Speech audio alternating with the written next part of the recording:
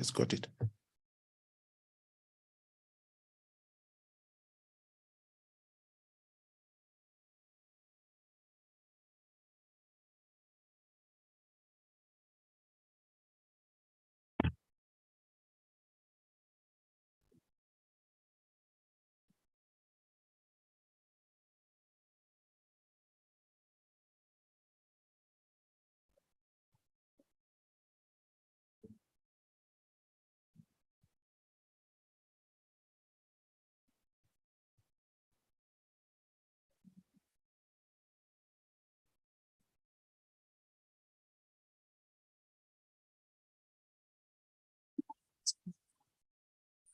Streaming 24/7. Bold Moves Radio. Bold Moves Radio.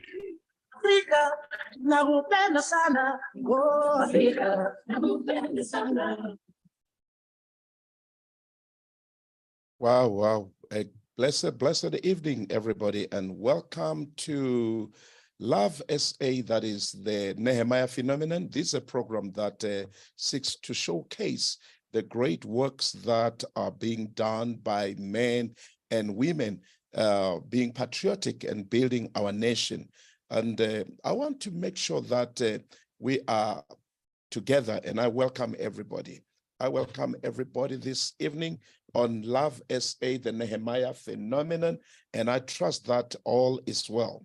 All is well with you as I welcome you all. It's a special broadcast this evening. We have our hosts, and that is Mr. Manganyi Tembo, and also we have Mr. Moses Ngobeni. These are our hosts for Love SA, the Nehemiah phenomenon.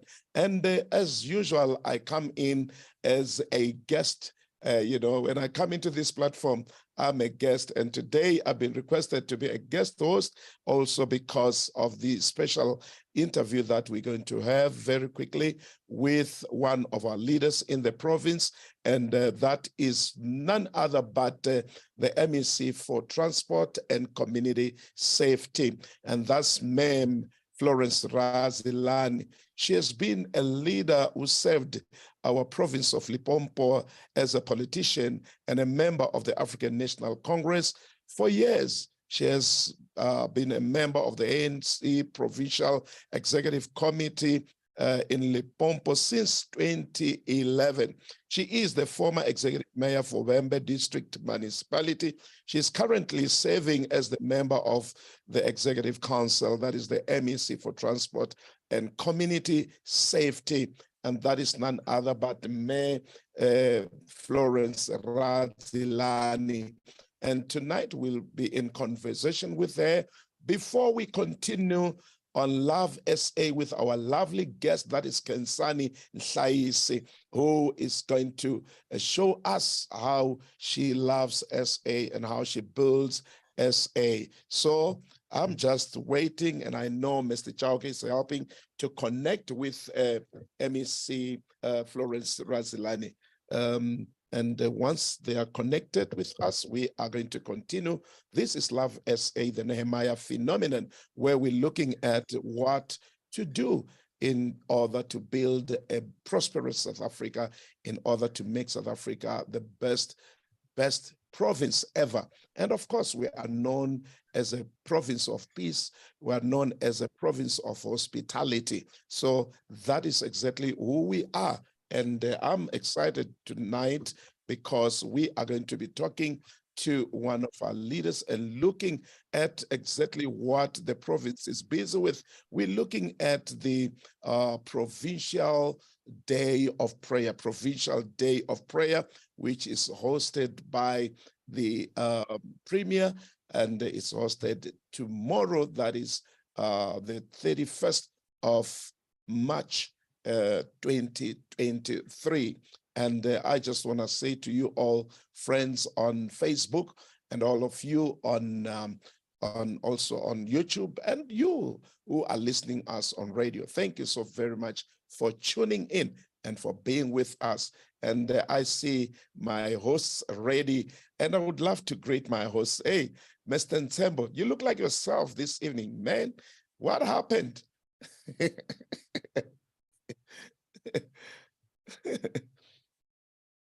Okay, you can unmute your volume or your mic, and so we'll be able to talk. You guys are looking just stunning tonight. I don't know what is the event, and I see Kokwan Goben also. Kokwan Goben, good evening. Good evening to you too, Kokwan Mangai. I'm surprised there's a transformation. There's a transformation that took place overnight, and I'm excited about it. I've been saying for the longest time that between the three of us, I'm the one who takes the cake when it comes to looks. It's just that I didn't have the right resources before me in my small studio here to make me look exactly how I am. But I'm glad today I get to prove that point. Magwada, do you agree to that? Because, you know, with me and my beard, I may not really stand a chance here. Magwada, I wonder if Magwada audio abona join Nilikatle, because I don't see him muted and I don't see him and I cannot hear. Can you hear him maybe? Maybe it's me, yeah? I also cannot hear him from my side, but I'll see if there's anything I can do from where I'm sitting. If you could just bear with me, I'll have now to pause my video and, of course, the sound, so I can try and sort that out. No problem, because it was not, unless if it's a sabotage, eh?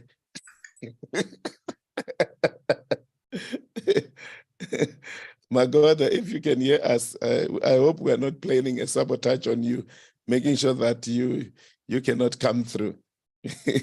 All right. And family, this is the Love SA program on Bold Moves Radio, where we're talking about the Nehemiah phenomenon. And when we talk of the Nehemiah phenomenon, it's about, don't ask your country what it can do for you. The question is, what can you do? What are you doing for your country? What are you doing for your nation? This is a very important question. Yes, we know that, our nation, our country is to provide basic needs, basic needs. That's good and okay, but we're talking about being patriotic. We're talking about being together and making sure that we put our hand on deck and make sure that we are making a difference in our nation. We're making a difference in our communities wherever we are stationed.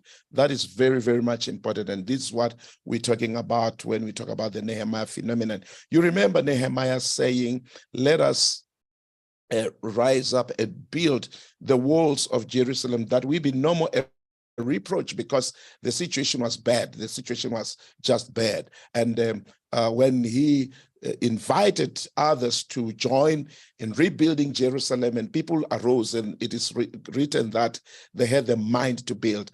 Yeah, my God, I think now you're okay. You can just unmute your mic and let's hear you on. This is your show as our host here, and I'm a guest host, and Kokwan Goben he's a co-host. So we want to hear you. We really want to hear you. Let's see you unmuting your audio now and be able to communicate. And if I may ask my technical producer at the very same time to check on Mr. Chauke, who is connecting us with the MEC for Transport and Community Safety, Ma'am FLORENCE RADZILANI, and she's our special guest tonight, and we're excited to have her. And I see also, okay, Kensani, she's also coming in. I'll really talk to Kensani as soon as the audio is okay. Kensani, good evening and welcome to Love SA. Good evening, and thanks for having me. Thank you so very much for coming through. And around 18 hours 30, we will be communicating, or we'll be communing with you on Love SA. And thank you for accepting our invitation to Love SA, building this South Africa. I don't have a dual citizenship. you know, and because of that, it is very much important for us to build this nation. You know, I'm planning a trip to Mozambique. You cannot believe the things that they require. Man, they require, it's like, man, I'm going to heaven. They require almost everything. And I'm saying to myself, is it this tough to come to SA? I must become jealous of my South Africa, and I must really protect it, and I must really build it. My God, good evening. Yes, God. Good evening. That's good. Good evening to you. No, the sabotage has been sorted. Exactly, yes. Maybe you can say hi to Kensani also. Good evening, Kensani, and welcome. We feel privileged to have you together, sharing whatever you have this evening later after our MEC, that is sharing it with our audience and listeners across all our social media platforms, Facebook and YouTube. Thanks so much for having me. It's such a pleasure. You're welcome. Beautiful. And one more God. Minani Refi, yes. Can you say hi to our guest, Sis Kensani, tonight? Good evening, Kensani. Good to see you once again. I'm so happy to see you again, Moses. Thanks so much for having me. I look forward to engaging with you further later on in the session. Absolutely, absolutely. Thank you. Okay, gentlemen, let's go back to our conversation. I was saying what exactly is happening, and Mr. Ngobeni poses a challenge that when it comes to looks, in fact, he takes the trophy among the three of us. And Magoda, do you agree with that? Well, if light skin or light skin is anything to go by, yes, it does. But if not everything else, I think as Magodas we do. You can tell already, Kokwan Mangani, by the way he answered the question. A lot of lawyering went into that simple question, and it was a question that required a simple yes or no. It didn't need any. It didn't need to be qualified. So, and you know, we are with the MEC. She speaks political language. So, comrade, out of order.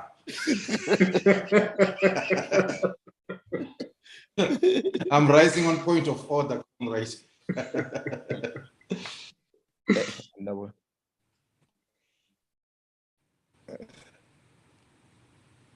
Okay.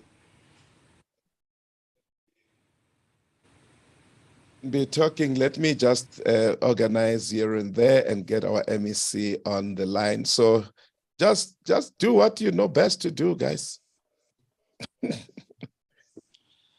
And this is Love SA through Bold Moves Radio. And as we promised, a promise that is always kept, we are joined with you live through Bold Moves Radio as a Love SA show. And I must tell you that if you stay tuned and to listen to what Kansan has to say, you will look back and say, what a show that was.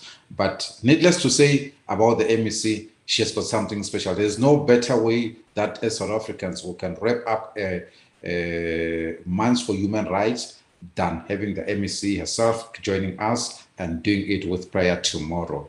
And hope Moses will agree with me on that, that, you know, the Bible says to us that, you know, the beginning of wisdom is to fear the Lord. And it is so encouraging, you know, that we see our politicians, we see our leaders heading to that historic call that ahead of everything else, let's look up at the men there to guide us through the challenges that we are faced with on a daily basis. And for us to wake up every morning and do what is expected of us and showing how much we love SA in our building for these generations that are to come after us, and that they will look back one day and say, once upon a time, and those that will speak Afrikaans will say,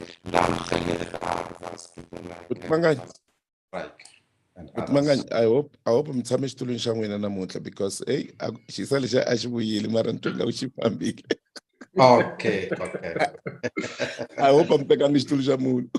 No. The consequences of taking Kokwan Ngobeni's chair. It comes with serious repercussions. Maybe I need to withdraw, my challenge to him. Ngoben, you look absolutely handsome, Well, the damage has already been done, but we will see how the show progresses.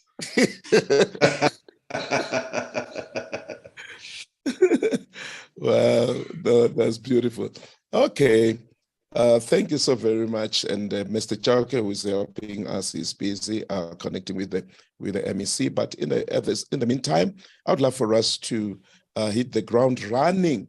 And if we could hear from our sister Kensani Hlais, who exactly Kensani is, if you don't mind, Magoda, to let Kensani introduce herself, or you introduce her for us. Okay, Kensani, I cannot introduce you if you can't hear me. I need to make sure that we are together. Are we together? Kensani listeners, viewers are looking for us to hear from you. Are you together with us? And Yes, Kensani, okay, that's Kensani. I must say that one of the reasons why we have Kensani on our show tonight, when we look amongst our youth, because Kensani is relatively young, she's young, she inspires a lot of hope to our youth who many at times feel like, there's no hope for them when they look into the future and when they look at what's happening around us on a daily basis. But Kensani is one such beacon of hope, and stay tuned to get to know more about her and what she does, what she has been doing, what she looks forward to be doing in a contribution to building this nation, South Africa. Kensani, like any other child, she attended her primary schooling and high school, but I must say that when she did that, that was to be rewarded by her stunning achievement when she, at some point during her studies, she was invited to participate in Oprah Winfrey project that sought to pick up kids from disadvantaged background, those with potential, and she deservedly got that opportunity to go and study at Oprah Winfrey Academy. So she is a graduate from Oprah Academic Institution that was not misguided in picking up her, because her performance, what she looks forward to, what she does now, bears testimony to the merits that were there when she was picked up. Kensani, I know you have got few more to say. Xitsonga xi re a wu vulavuleriwi a wu nhlolo u nga ku yini eka vayingiseri lava lavaka ku twa hi nomo wa wena ku wena u Kensani u ri karhi u huma egiyani kwihi. Okay. Thanks so much for the introduction. Mina Kensani, and I like to start by saying my age. I'm 22 years of age, and that's very important to mention, especially when I speak to young people, and I hope there are young viewers listening, because it just goes to show them that they're not so far away from their dreams and their hopes. And age is often something that we use as a measure of how far we can go. But I usually say that to show young people that their age, no matter how young you are, is just it should never be an obstacle, and it should never stop you from achieving your dreams. So like you mentioned, I have quite an elaborate educational history. I was fortunate enough to obtain a scholarship to attend my high school, and further another scholarship through the Ellen Barry Orbis Foundation to pursue my studies in computer science at UCT. I currently work as a business analyst in the tech industry, and I'm an avid reader. That's how I describe myself. It is something that I much enjoy, and you'll find me if I'm not working with my nose in a book. And so that's how I describe myself. And in addition, I am very passionate about education and ensuring that people have the relevant information to make the right life choices, career choices. And so my passion project project Gia Varsity just goes to show that that is my true passion, because I work with young people and I have them give them information and share, help them access information with regards to career choices and life choices, as well as just education in general. You know, I must say that I was afraid that we might have challenge with time, given that we experienced some technical glitches earlier on. But the pace at which you speak and the information that you give per second is so encouraging that we'll not lose out on anything that we are looking forward to take from you. Don't you think so, Ngobeni? No, absolutely. In one of the profiles I read, it was said she's not only proficient in the Queen's language, but she is able to connect with her peers at a level that no any other person can actually do. So it's absolutely interesting to see those words come alive tonight. And I must say that the reason Kansani made it through to our show, we don't look at age when it comes to who we host. We don't look at what you have done. We also look at the potential that our guest has, you know, when it comes to contributing to our society at such a relatively young age. She hasn't done much. She is yet to do a lot. And from what she says and how she projects herself, we absolutely have no doubt that Kansani stands candidature to be one of the great contributors in building this country. And Kansani, with the challenges that youth are faced with today, what is the secret for you to stand so confidently out in what you are doing, starting with your studies? You are from Guyana, getting to Oprah Winfrey Academy. Do you want to take us through that? How did you make it? Just, you know, I know you can do it in a way that you don't leave much out for our listeners to appreciate who Kansani is and what she had to go through to finally find herself receiving such prestigious education. Yeah. So when I'm often asked this question, and I lead by saying that I wouldn't say that I'm special in any way or any smarter than any young person that was in my position at the time. I think it's just a strong belief in a higher power, first and foremost. And secondly, a strong belief in that preparation meets the moment of opportunity, and things seem to work to align. And so it is one moment that appears to be the moment of success is a culmination of many moments prior to that moment. So I would say where it really begins for me, and I find that when I connect the dots looking backwards in my life, books have been at the center of how I found myself in spaces. I was an avid reader, and I think I started reading more frequently at the age of 10, which is when I finished my very first novel, and I was so proud. It was 365 pages, and I made sure that everyone and anyone who would listen to me knew that I had finished this book that didn't have pages.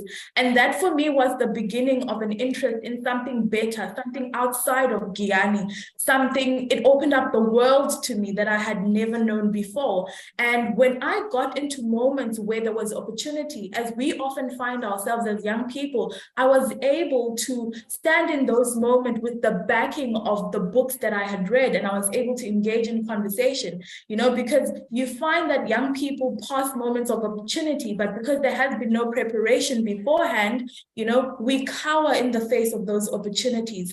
And so books have literally been in the center of everything, and I'm surrounded by books constantly. So if I were to ascribe it to one thing, it would be that all those hours of reading and engaging with the works of others and the world as you find in books, it prepared me for the moments of opportunity, and I was able to take advantage of them. And of course, it was not without challenges. There were so many challenges along the way. I remember there's a story I've shared with you before, but I'll share for our audience today. Going for the application process to get my scholarship, I remember my family had a broken down cadet, and it was like a broken down car, and we didn't, it could barely move, but we were in the car with my family, and we were making our way to Bulugwane to write the test that would allow me to proceed with the process. So the car kept breaking down along the way, and we would stop for the engine to cool down and pour some water into the engine, and we would then proceed 30 minutes at a time on our way to Bulugwane. And when I got there, we were parked next to some very fancy cars, and there we were very late because it had taken us so long to get there. And out of all the children that were there, I was the only one selected.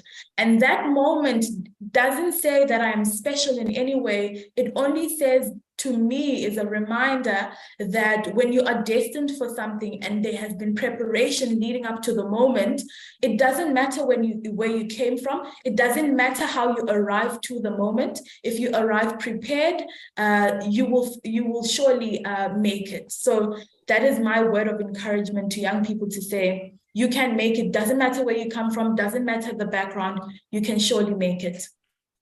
Well, thank you for sharing that, Kentani. I should jump in and say, I was able to pick up when you say books are in the center of everything. And I should mention now that we live on a very, or rather borrowed time. We need to go to a commercial break to actually pay some bills. But before we go there, a lot of people find themselves struggling between the kind of content that they should be consuming in order to help develop themselves and those kind of things. I would like you to at least take us through that in a space of less than a minute. Just quickly share and see if you can assist some of our viewers shortly after this commercial break.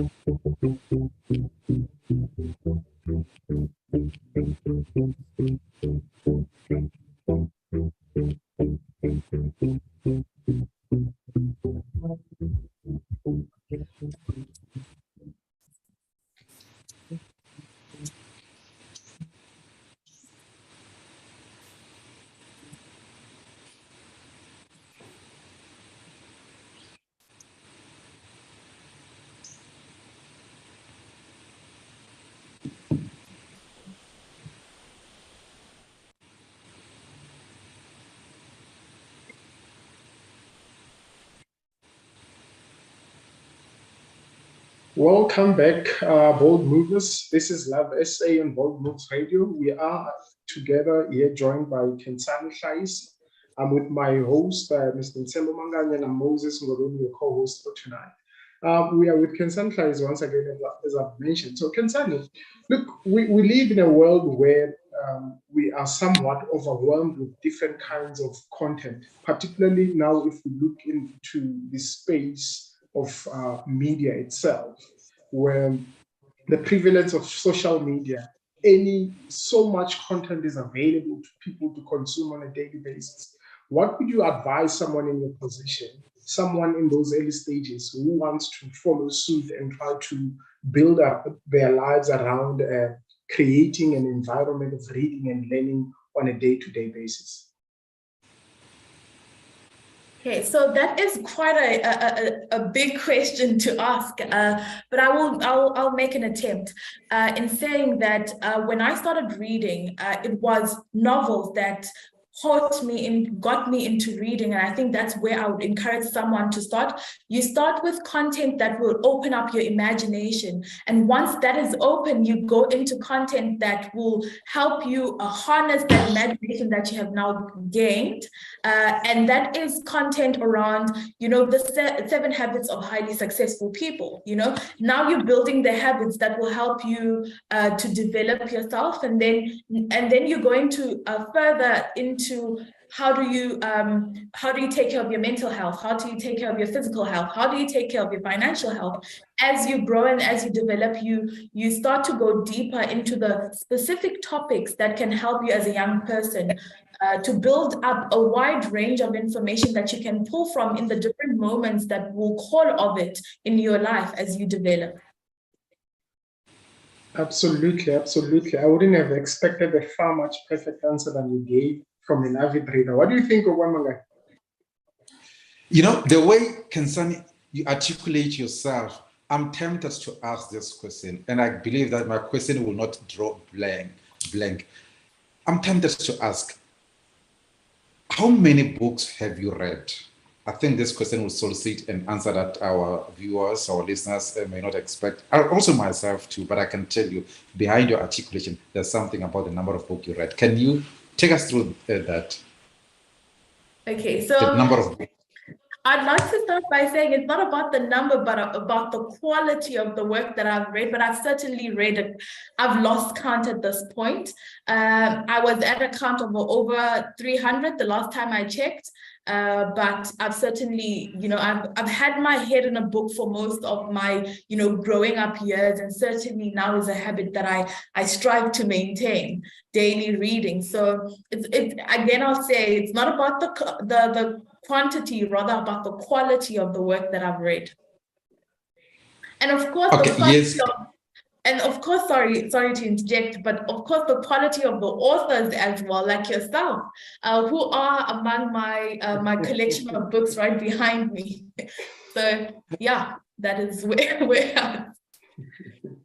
Okay. There's something that I picked up here, and I guess our listeners, our viewers are very intelligent. They must have picked it up. I just want to highlight it.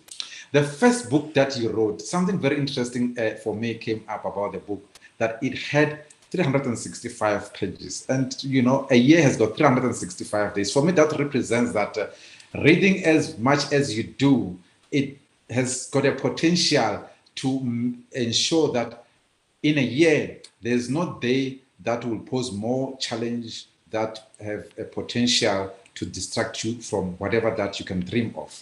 Would you agree with this statement, Kansane? I'd most certainly agree. There's a solution in a book for every day of the year. Okay, that's Kansane Shaisi, and we have with her, whilst on the same breath, we are waiting to get connected to the MEC who was supposed to have been part A of our program, but Kansani, being Kansani that she is always ready to stand in, she decided to say, you know what, let me take the part B and the MEC will come later. So she is sharing a stage with the MEC, and this actually reminds me of one of our greatest authors, one of our very own on the African continent, Achinyo Achebe, when he says in one of his great works, Things Fall Apart, when he said, and I quote, when a child washes he's representative of both gender, when a child washes his hands, he can eat with adults. And this evening we have got Kansani, who after washing her hands, she is dining with adults, she's dining with the kings and queens of our contemporary universe, and one of whom is our MEC,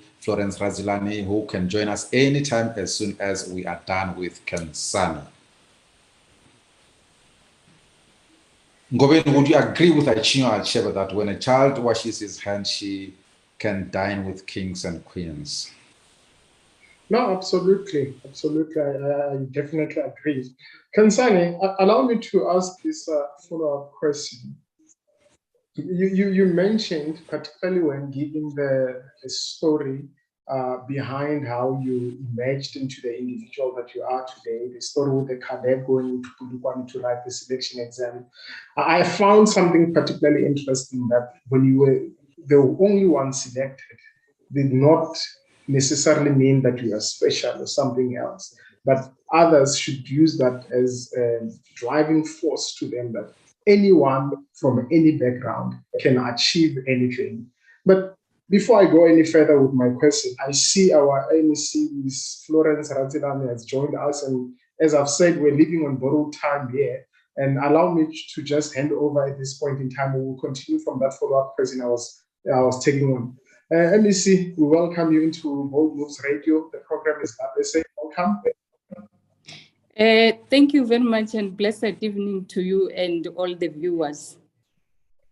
Thank you so very much, MEC. We really appreciate you for coming through because of the project that we are looking at tomorrow. And my wonderful viewers and listeners, may I let you know quickly that when we talk of MEC FLORENCE RADZILANI, we are talking of a leader in our province, a leader who has really led in different structures and different positions. In fact, she is a leader who has served the people of Limpopo as a politician and a member of the African National Congress for years. She has been a member of the ANC Executive Committee in Limpopo since 2011. She is the former executive mayor for Wembe District Municipality. She is currently serving as a member of the Executive Council, that is the MEC, for Transport and Community Safety in Limpopo Province. Good evening, Mama, and welcome. We're talking about Limpopo Day of Prayer, Limpopo Province Day of Prayer. Mama, tell us a little bit about it. A blessed evening to you and all the viewers. Indeed, tomorrow, the 31st of March, 2023, we are going to have a provincial prayer for our own province. This is the initiative of our own Premier Chupusten Limatawata during the State of the Province address. The Premier gathered all the stakeholders of the province. It was even there on social media where the Premier was giving account to the achievements, the successes of the previous year, financial year, which is 2022. And during that process, he had to talk to the people of Limpopo about the commitment of government, especially for 2023 year. And in the process of addressing, the Premier just said, I'm instructing MEC for Transport and Community Safety to organize a provincial prayer before the end of March. Of course, one other thing, or the critical issue that led the Premier to organize this prayer, it was on the basis that looking at our province, looking at our country, the society is ill in all sectors of life. You go to church, you find that things are no longer going on as per the word of God. You go to family structures where you will find the father and the family members. The father is either abusing the mother and the children, or the mother it's abusing the father and the children. You go to the broader society. Our children, the abuse of substance, drugs or substance, whether you talk about alcohol and all the drugs, you check the crime statistics in Limpopo. Our contribution in the whole country, it's shocking. People are murdering one another, regardless of people are educated or not. So we seem to be having challenges. Government has been embarking on a number of campaigns to say, let's try and educate our people. Let's try and talk to our people about the benefit of living in a peace and stability country, the benefit of respecting our own Constitution of the Republic of South Africa, defending, being patriotic. But we can see that as government, we seem not to be winning the battle because the sickness has also entered the church. We also want to see unity in the body of Christ. That's the reason why we're saying, let's have this prayer day. Let's take all of us back to our own Creator. You check the carnages on our road.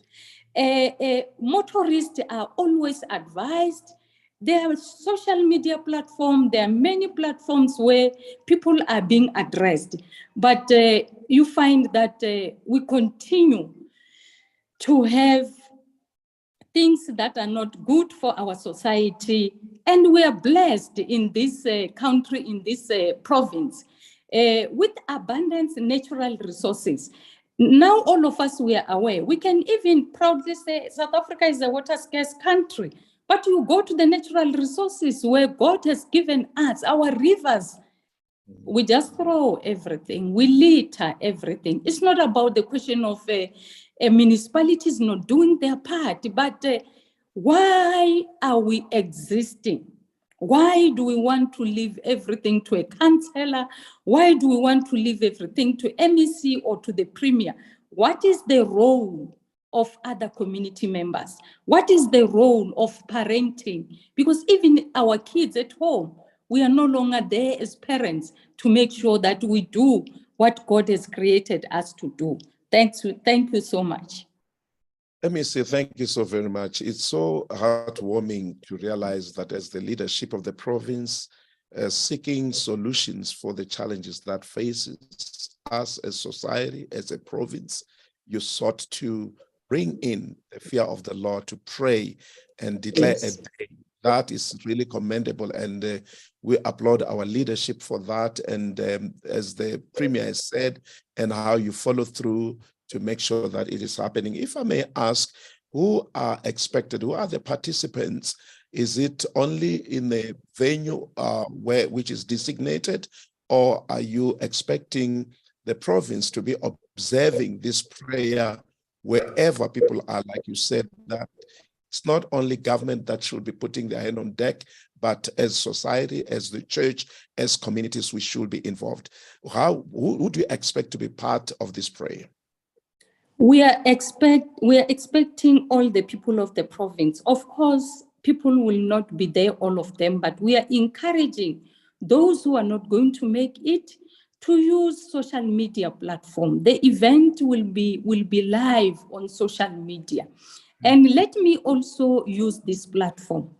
When the Premier made this pronouncement, it was a pronouncement based on zero budget, because it's one of its kind. We also want to appreciate and thank all our bus operators, the bus companies. They've responded, they've donated, because we said, even those who are in business, let us make sure that when you go before the throne of your father, you can't go there expecting to make 100% profit. They have embraced the initiative, the taxi associations in their different numbers. They have also embraced the initiative to say, MEC, the accidents that are happening on our roads, we can no longer afford. We want to come, we want to also contribute. Because you see, if a motorist is driving his or her car, when they do it recklessly, so without even respecting the rules of the land, because we can't behave like foreigners in our own land. We must be able to respect the rules of the land. If they drive recklessly, is the MEC who will be expected to account? Is the Premier who will be expected to account? Hence, we're saying we seek the face of God to say, God, you created these people. We seek you. That's the reason why when we go there, Pastor, it is not the platform for politicians to grandstand. It's the day dedicated to our Creator. Even the facilitators of the program will be the servants of God. So it's up to the servants of God to embrace this. Because, like I'm saying, if we are starting from zero budget, maybe if government is going to realize that indeed we need God, this program can become an annual program funded like any other program which government is supporting, because it also benefits the people. You check right in churches, the pastors are dealing with welfare on a daily basis. So this is a key a structure, or this is a very important structure. I was even challenging number of pastors that, sometimes when I look at the majority of you you just indicate to us that your God is no longer talking. Because you can't even summon us as the leaders of government who are leading people of God. Because I might be belonging to a political party, but my political party never created people. These people belongs to God. We started by receiving life from God. And then these other things that are happening in the world, it's something that comes after you have received life from your Creator. So if the servants of God are not stepping up, they are not uniting, obviously, people will just look down upon them.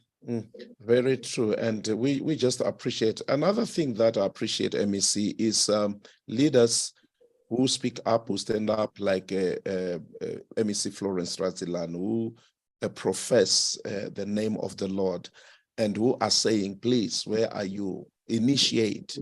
We're doing this. We are working on this. You are ministers of the gospel. Come, initiate prayers. Let's pray. And the idea of it even becoming an annual project where we're praying together. You know, MEC, as I ask a question, what are some of the items that will be prayed for? But, you know, just this morning I drove out to Gauteng, just outside Mokopane, 2 trucks collided. And coming back from Gauteng, just on the steep hill of Mokopong, 2 trucks collided with a sedan. And it's very much concerning. And honestly, it's time to seek God's face. And on this program, Love SA, which is led by Mr. Manganyi Tembo and his co-host Moses Ngobeni, we are saying, don't just ask what your nation or your country can do for you, but also ask yourself, what can I do for my country? To be patriotic, for us to be messengers of good news. Like this evening, we have a young lady, Kensani Saisi, who is contributing immensely in building the nation among a peers and in a space. And we just want to appreciate. But the question, MEC, will be, what kind of prayer items for the benefit of those who will be at a distance? Yes, like you said, they must also be joining on social media, which we'll appreciate to if you could share that, whether it's Facebook and whether it's a provincial page or it's a departmental a page, so that people are able to join. What are some of the prayer items that we're looking at? The prayer items that we are looking at, firstly, will be peace and stability in our own area. Because once there is peace, once there is stability, people will not look at law enforcement agencies only. People will not point fingers. We will not shift the blame. We will take full responsibility. And those criminal cases will then be reduced because there will be peace and stability in our own area. Another issue that we are going to say, the servants of God must pray for this province, for our country, is the gender-based violence and femicide. Women are being killed. I'm from Wembe district myself, if I may say it. In 2 weeks, the provincial commissioner was reporting to me that MEC Wembe now it's leading. Just in 2 weeks, 4 women have been murdered. We also want to make sure that we pray for crime and corruption. We pray, because even when you talk about people following the rules of the land, majority will be pointing fingers to our law enforcement agents. Either are traffic officers, because when you are a traffic officer on the road, you are not a negotiator. You are a law enforcement officer. What is it that we are negotiating? Because you don't even have the negotiation skills. For you is to enforce the law. You also come within public institutions, whether it's perception or whether it's real. But the issue of corruption, we see things happening. So it's something that we are saying God must just make sure that these people, when we are there, including myself, we are serving the people of God. When there are resources to say, let's go and put a water project for the people of Guyana, for the people of Masisi, let's see the impact of that service delivery when people will be drinking water. So another issue that we will request or we are expecting the servants of God to lead on is to pray for government leaders and public servants. Because myself, as I'm leading the Department of Transport and Community Safety, I'm not leading it on behalf of RADZILANI family. Is the responsibility entrusted to me to serve? The Premier appointed me to serve the people of Limpopo. It means in the process of serving them, the Batupili principles are there. If we want to really make sure we move along with our people, we were taught to say, consult them. They must understand the service standards of the services that they are going to receive. So that in the process of implementing the project, we must not see people stopping the project and then they start to demonstrate, because that on its own, it will impact negatively on the expenditure of the conditional grant. We are also expecting all of us to also pray, of course, for the carnages on our roads. You see, one other thing, people of South Africa were very much impatient. Very much impatient. You find people when they approach toll gates, especially during times of festive season, they will even try to create their own side road, creating instability on these roads. All of us, we know them. Of course, people will argue to say, MEC, there are a number of potholes on our roads.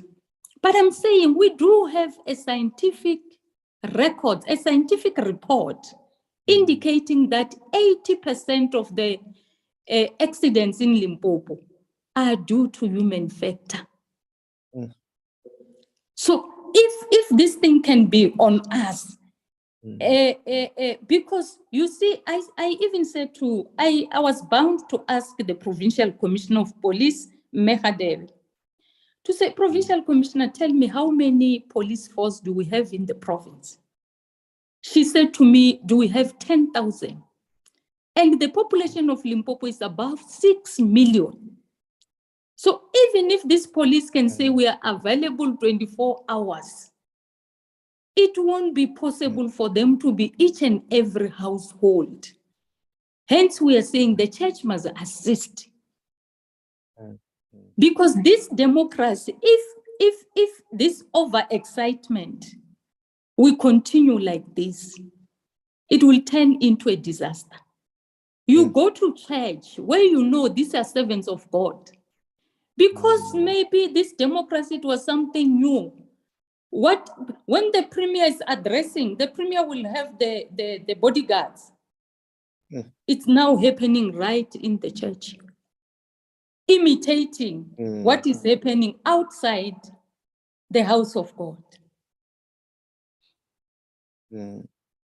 So those are some of the issues. I might have left maybe one or two, but in the main, those are the issues.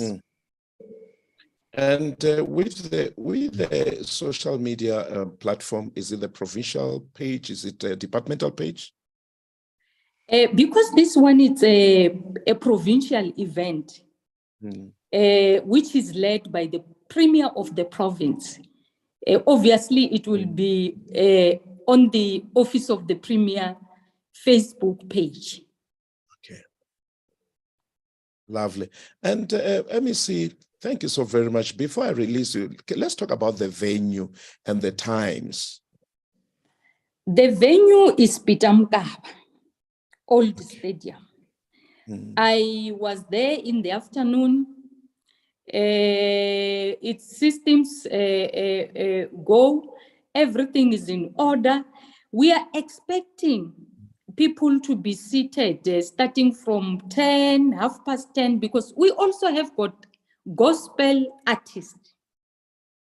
We have tried our best to say Limpopo is vast, but because this is the first event, the provincial one, we are not saying people were not praying, but to unite the people of Limpopo in one venue.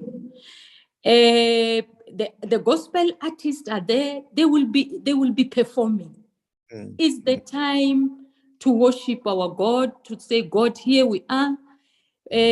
We just forgive us for our sins, just heal our land. We are here before you. We want you to take control. And when I was moving around, engaging with pastors in all the district, in the house of the Lord, in fact, the word of God says all of us, we are equal before God. Of course, we'll have to give one another respect.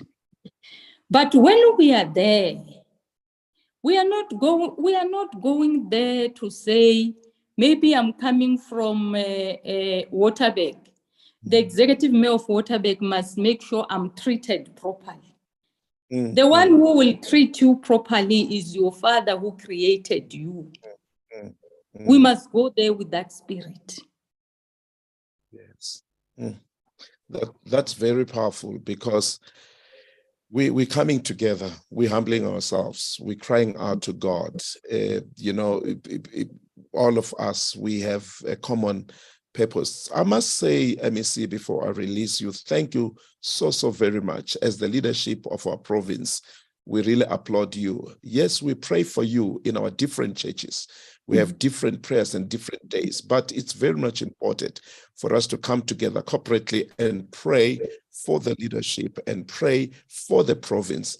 And you as government taking this initiative, we really applaud you, we really appreciate you, and we thank you so very much. And you said something very much important, that before we are politicians, we are people. And as people, we are people of God. And of course, you have got positions of responsibility, of leadership, and the word of God command us who are in leadership spiritually to pray for our kings and those in authority. So we really appreciate, and we're looking forward to coming together, pastors from different churches, Christians from different churches, and let's come together and have a great provincial day of prayer as organized by the Office of the Premier and MEC Florence RADZILANI being the spearheading head, the whole thing, and sitting to organize it. And Mama, thank you so very much. And a blessed evening. I know you are busy in a meeting and you'll be going back to the meetings, but what would you love to say to the province even as we release you? Let's love our province. It's not by mistake that God created us and put us in this part of the land. Let's appreciate this life. Let's appreciate all the resources that we have. Let's contribute, because I believe when we were created, each one of us has got his or own portion of grace. Thank you. Thank you so very much, MEC. We really appreciate. And as Love SA program with our host, Mr. Nsembo Manganya, and our co-host, Mr. Moses Ngobeni, of course, with our guest, Kensani Hlaisi, that was our MEC for Transport and Community Safety, May Florence RADZILANI. Thank you so very much, ma'am, and a blessed evening to you. And we continue with Love SA Kensani Hlaisi is still with us. Thank you so very much. Thank you. All right, our host, if you could take over, remember that with the time that we have taken with the MEC, and we just appreciate the MEC for coming through, we would love to continue and have our guest, Kensani Hlaisi. You know, Kensani, one thing that is always said, more especially with artists, you know, sharing a stage becomes a very important thing. It's a profile. You know what I mean? And they will tell you, I shared the stage with so and so and so and so.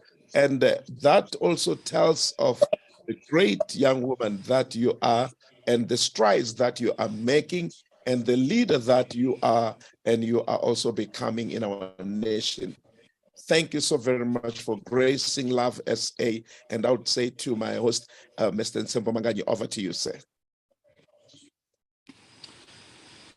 Kensani, there could be no better moment for you to be so proud than this evening when you share the slot together with our Honorable MEC, Florence RADZILANI. But before we can carry on, I know that you indicated to us that by this time there should be load shedding taking effect, but you still be with us. It's just that we may not be able to see you, but that's not important, because what is important for our listeners and viewers is to hear the content of that. But we will have to continue with you after we have taken this break, because the MEC has been speaking for such a long time and people need to digest what she has been saying before we can develop from what we were discussing with you into serious stuff that you are headed to in taking us through your love for SA.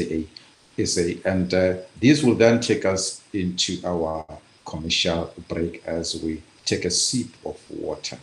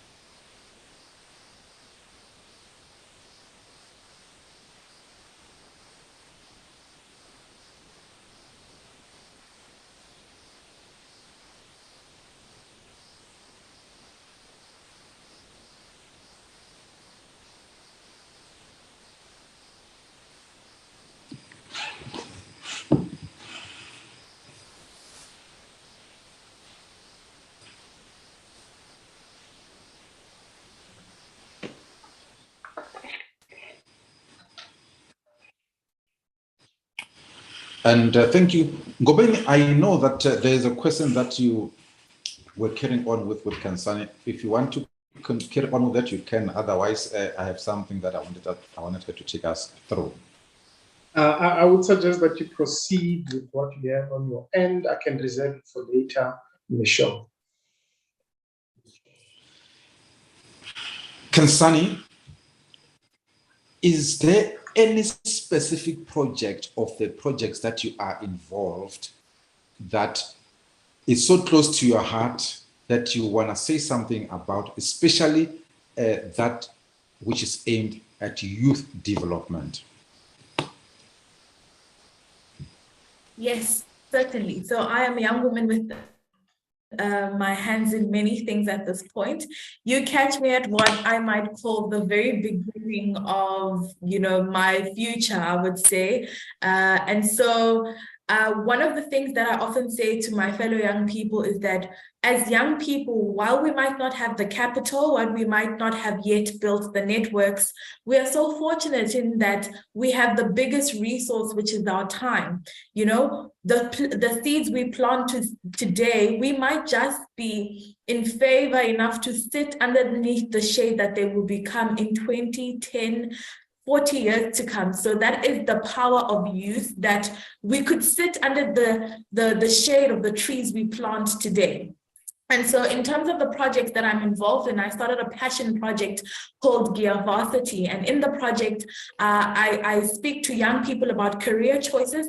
I work in the tech industry, so I speak to them and inspire them in that regard. I also host workshops on how to study, you know, for the high school learners.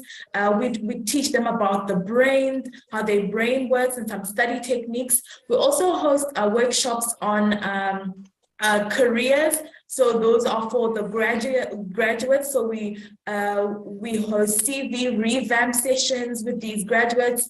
I talk to them about interview skills and the likes. And so we have our hands full. It's quite busy, although it is a passion project. So it's, you know, it's a lot of time and personal resources invested into ensuring that I do the best I can to give back into my community. Let's look at diversity. I want to throw our focus at that. You speak of career choices for the youth.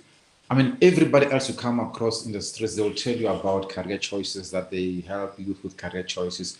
What makes your effort in this regard special in any way, if ever, than what you are used to? Everybody's an expert in advising youth on their career choices.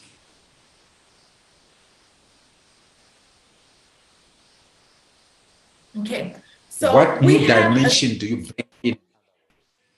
Okay, so we, until more recently, had a special focus on technology because that is the area that I studied at university, which is computer science. But upon further investigation, I saw that there was a huge number of students that we were leaving out of it, students that could participate in becoming artisans, for example, that we were leaving out, you know? So the focus of Varsity has broadened a little bit to include students that might not necessarily follow the academic route as one might expect on such platforms, but we also are encouraging young people to say there are careers that you can build out of being an artisan. There is a huge shortage in the country. I won't say the number in fear of getting it wrong, but there's a lot of investment by different organizations to say, hey, young people who are unemployed can upskill themselves in these fields such as plumbing, such as electricity. There are many opportunities there. And so working with young people in projects, in personal projects that I'm involved in the construction and property space, I've engaged with these young people and pulled them into these projects so that we can work together. So one of the most beautiful things about, you know, us as youth coming together is that we have 20, 30 years to look ahead and building these working relationships with. So it's quite exciting to open up, you know, the space for other young people who are not necessarily following the academic route. So it's more of saying to the young people that it is time to look around you and move away from the conventionally accepted careers or sometimes over-glorified office on business. That is most certainly correct. I think in my time at university, I engaged with a lot of students who at times were struggling with their academics, you know, and, you know, often not completing their academic journeys and finding that affects their confidence in their ability to contribute to society. And what we are saying as Varsity is saying, you know, that doesn't have to stop your journey. Your journey doesn't end with failure.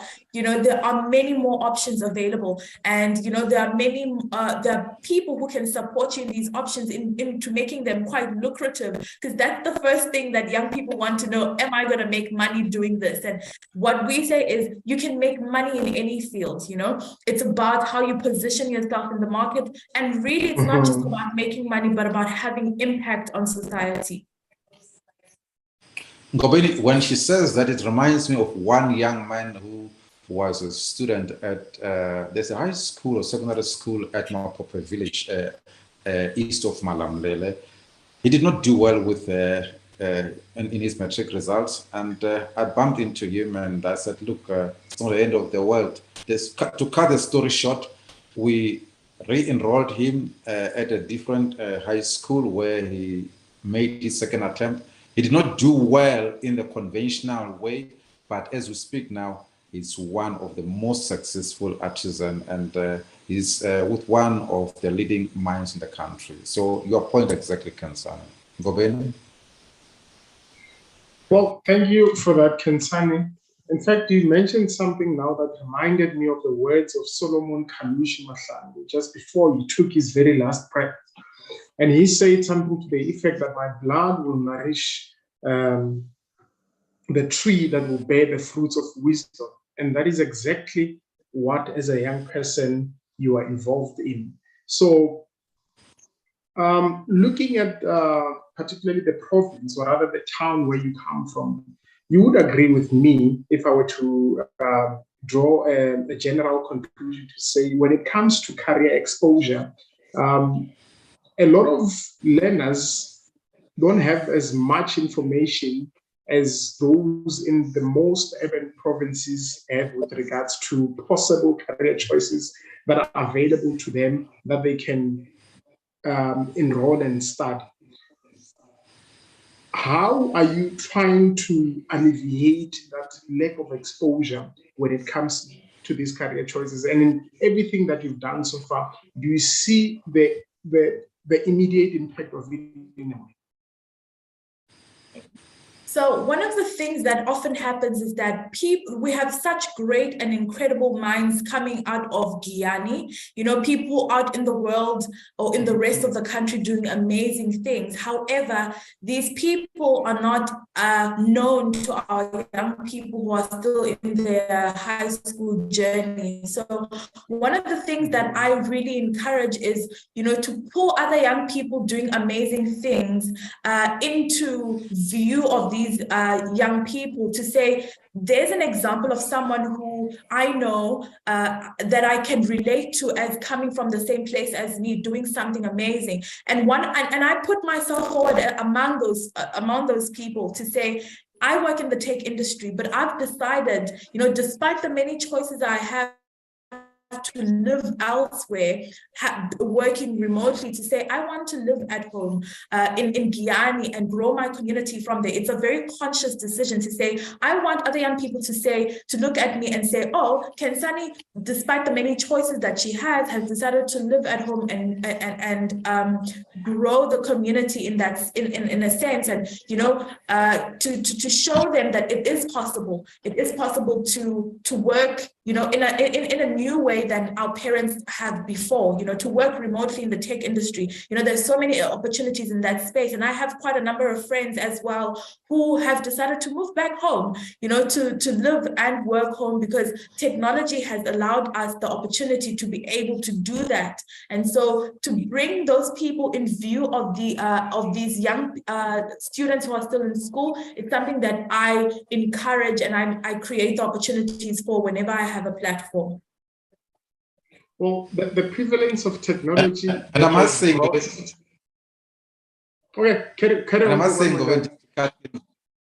I must say, just cut in for a few seconds there when she speaks like that about working remotely, that to our viewers, to our listeners, Kansani today, without in any way trying to promote any particular franchise or restaurant, Kansani today, she has had a day spent at a restaurant in Giyani where she was working from, not only just enjoying a lunch or breakfast, but she worked from there and productively she delivered to her employer.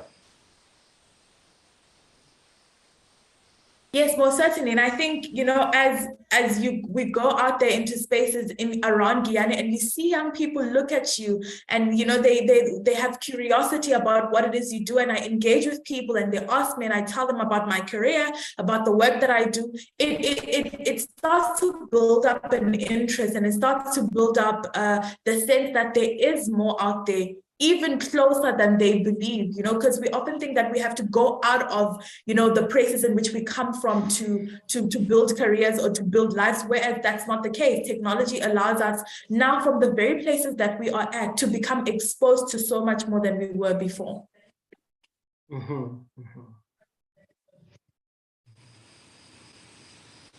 Yeah, I think when you're beginning with that question, we really need to have that question shared. Our viewers would want to see what you have to get Kansani to share with us. Yeah, you see, Kokwan Magwada, you're putting me right in the spot, and it's not a very draining question, but a question in general. Look, Kansani, you've mentioned you've mentioned now that you've been working from home for quite some time, and it's a conscious decision that you took, and that is also helping you in a way to push, for lack of a better word, I would use the word narrative, but it's not a narrative, but rather the objective that you can do anything at any time, particularly with career exposure. A lot of young people looking at you working at home in Guyana, in whatever restaurant where you're working from. And I should mention that comes the huge advantage of saving up on transportation, accommodation from the urban areas where a lot of people are now cramped up on. But looking at that, it's made possible at most by technology. And you look around us now, we have issues with load shedding, and there is alternative power producers. We look at the automotive industry, we're looking at electric vehicles. We're looking at a lot of things that are driven at the core by technology. Would you say a career that is based, or rather that there's foundations in technology at this day and time, is mostly what young people should be looking at?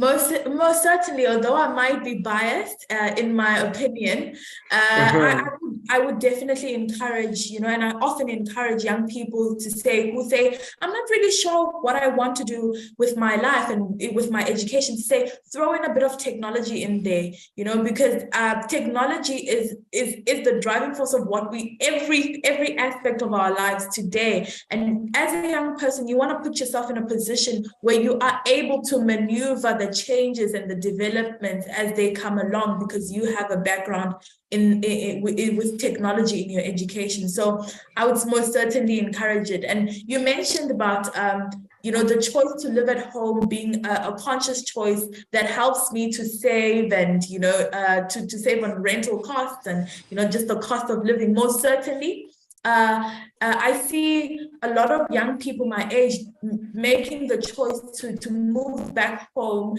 because that will allow them to save up a little bit, of cash reserves in order to start businesses, or to, when they finally move out of their family homes, to have built enough to do so comfortably. And that is a very powerful thing, because previously we would see a lot of young people get into debt early and and the likes, but having the opportunity through technology to be able to say, hey, I can stay at home for a couple of years or for a couple of months, whatever suits the person, to build enough reserves for whatever projects that I want to invest in, or for whatever I would like to do with those resources. It's an opportunity that I wish a lot more young people would embrace.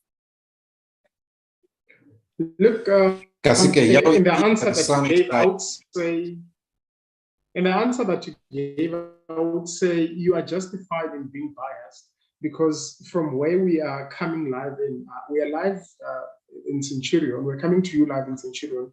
That is to our viewers. Kansani is coming live to you all the way from Guyana, and that is made possible by technology. In the line of work that Kokwan Magoda and I are in, a lot of things have shifted from being done manually to technology. We can attend a court trial from inception to finish through technology, that is video conferencing and all that. And I've been watching how things have been developing for a very long time now.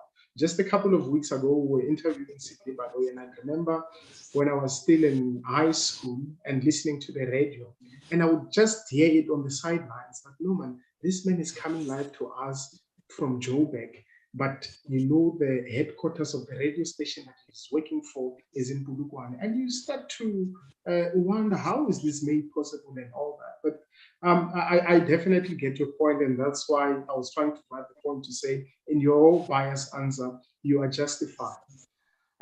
But in any way, we would have to go on a short commercial break now, and I would want you to take us through for someone to kickstart a career such as the one that you are in. What are the foundational basics that they should have in order to proceed with that? But more on that when we come back from this short commercial break.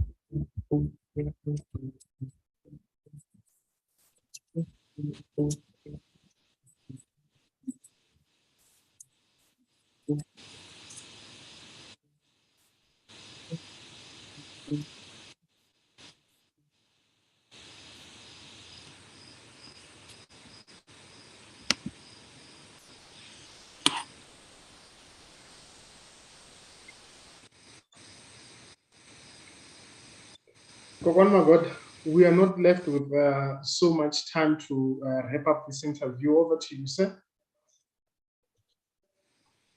Yeah, but I thought Kensani will have to complete to answer the question that you were putting to her before you took the commercial break. That should be interesting to hear commenting on that. Absolutely, and please, Kensani, I'm like chasing time right now. I apologize for that. Okay.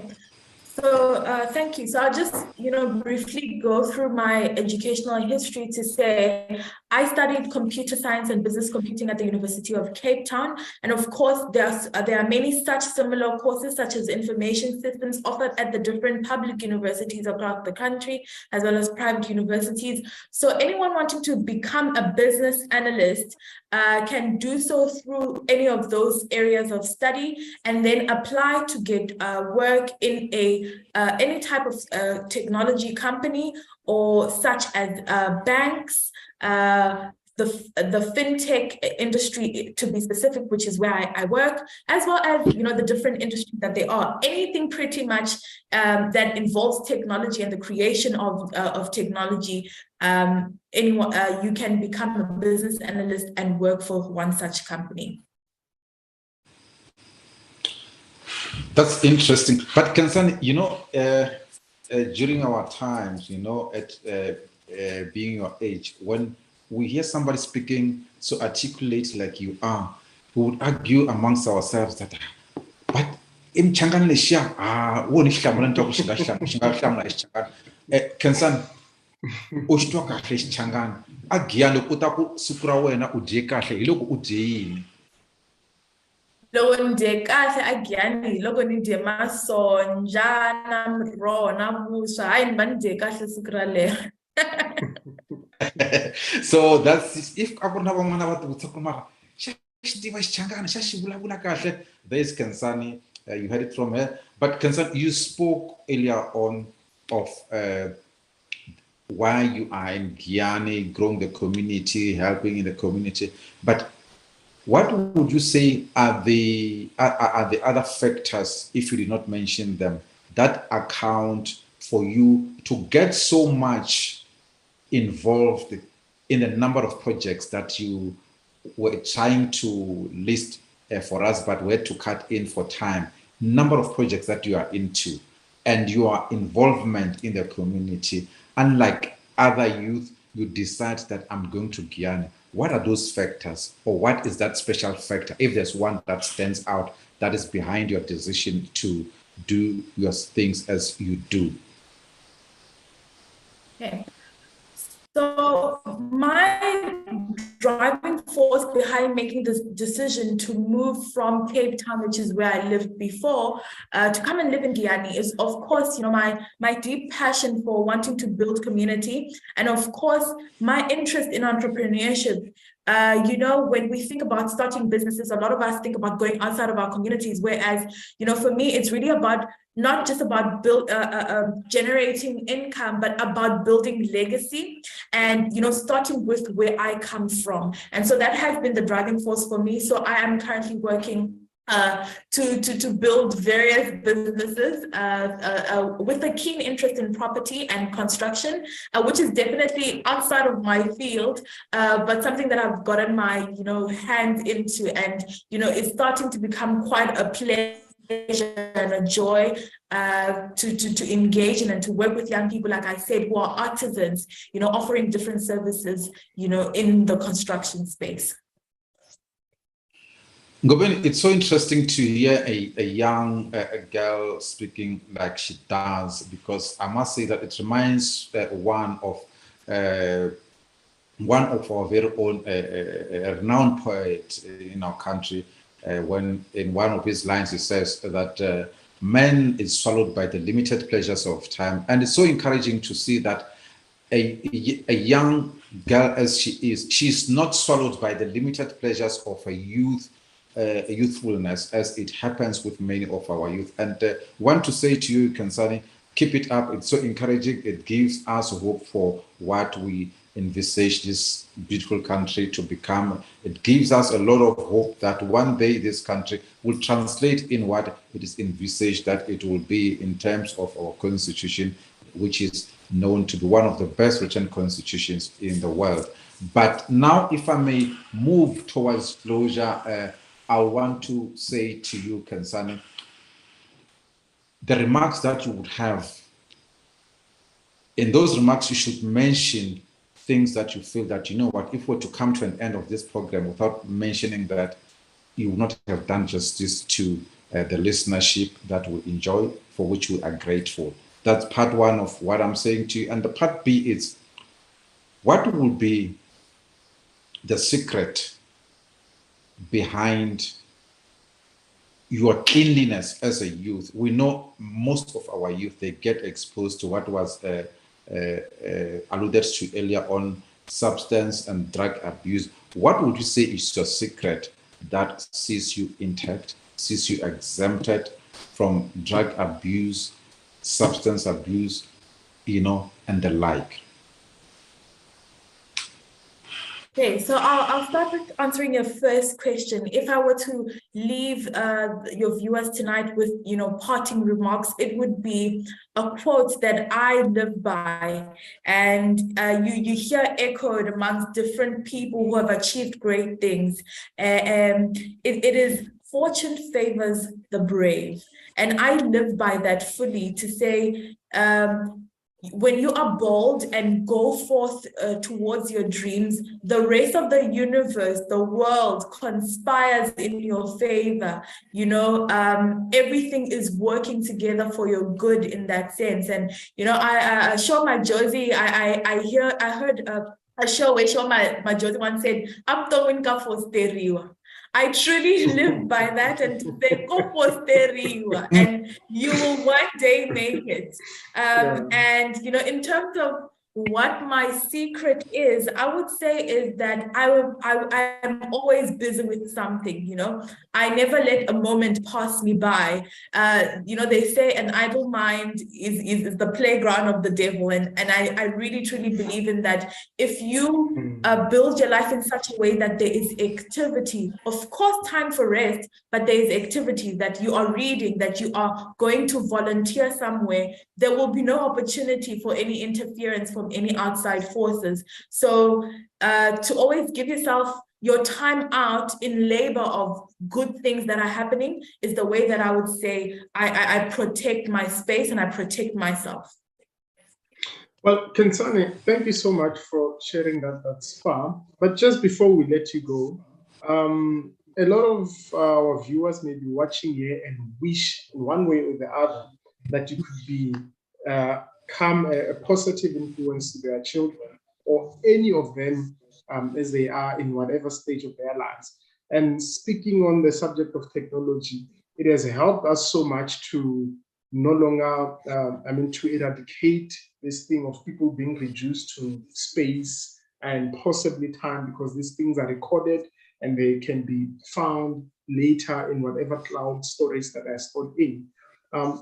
In these sessions that you host, particularly on the career choices ones and all the others, how do our viewers connect? Okay, so Varsity has an Instagram page, which can also be accessed through my page, kensani.flyisi on Instagram. So that's where the viewers can find me, and I encourage all young people to contact me through those pages, and we can connect and share from there.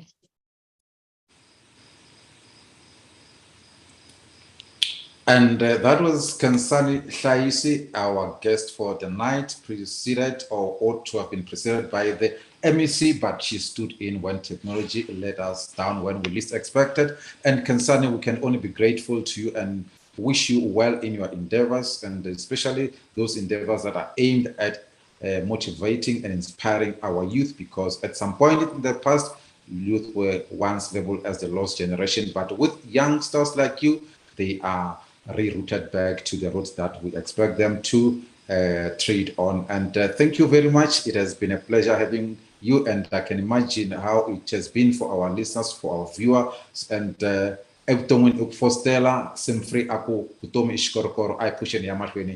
been another patriotic move through Bold Moves Radio by Love SA host and co-host Mangani and Moses Ngobeni. Good night.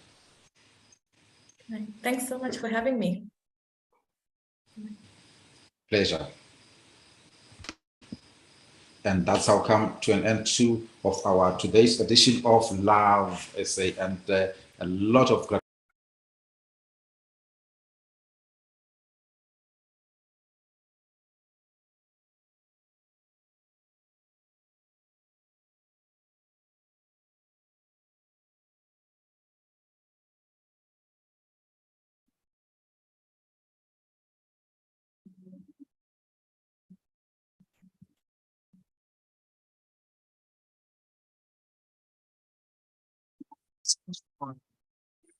Streaming 24/7. 24/7. Bold Moves Radio. Bold Moves Radio.